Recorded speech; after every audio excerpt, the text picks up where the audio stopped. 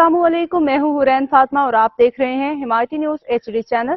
नजर डालते हैं आज की अहम खबरों पर। जिला मलीर पुलिस कराची 18 मार्च 2025 मलीर थाना सुखन के इलाके कासिम टाउन सोडा फैक्ट्री के करीब पुलिस और डाकुओं के दरमियान मुकाबला। SSP मलीर काशिफ आफ्ताब अब्बासी गश्त पे मामूर पुलिस मौका पे पहुंची। मुलजमान ने पुलिस पे फायरिंग शुरू कर दी। पुलिस की जवाबी फायरिंग से एक मुलजिम जख्मी हालत में गिरफ्तार, जबकि मुलजिम का साथी मौका से फरार। SSP मलीर मुलजमान इलाके में शहरियों से लूटमार की वारदातें करते रहे थे। गिरफ्तार मुलजिम की शनाख्त हमीद वल्द अबू बकर के नाम से हुई।